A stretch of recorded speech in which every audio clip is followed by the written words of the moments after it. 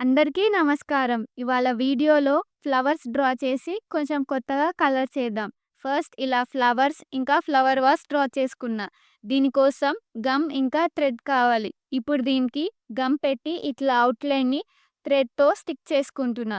First ఇలా అవుట్‌లైన్‌కి stick చేసి తర్వాత లోపల మొత్తం ఇలా థ్రెడ్‌తోనే ఫిల్ చేసుకోవాలి. ఇలానే ఫ్లవర్స్, లీవ్స్ అన్నీ స్టిక్ చేసుకుంటున్నా. ఎప్పుడు ఒకేలా కాకుండా ఒకసారి ఇలా ట్రై చేయండి. ఇట్లా స్టిక్ చేయడం కొంచెం కష్టమే కానీ చేయొచ్చు. ఇలానే ఫ్లవర్ వాస్‌కి కూడా స్టిక్ చేసుకుంటున్నా. ఇప్పుడు దీనిపైన కలర్ చేసుకుంటున్నా.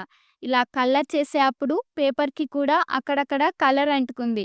అందుకే మొత్తం థ్రెడ్‌కి ఇలా కలర్ చేసుకొని ఇప్పుడు దీన్ని వాటి షేప్స్‌లో నీట్‌గా కట్ చేసి వేరే పేజ్‌లో ఇలా అన్నీ ఒక్కొక్కటిగా స్టిక్ చేసుకుంటున్నా. దీన్ని మనం ఫ్రేమ్ కూడా చేసుకోవచ్చు. అన్నీ స్టిక్ చేశాక మన పిక్చర్ ఇలా వస్తుంది. నచ్చితే లైక్ చేయండి. ఎలా ఉందో కామెంట్ చేసి క్రియేటివ్ వీడియోస్ కోసం సబ్స్క్రైబ్ కూడా చేసుకోండి.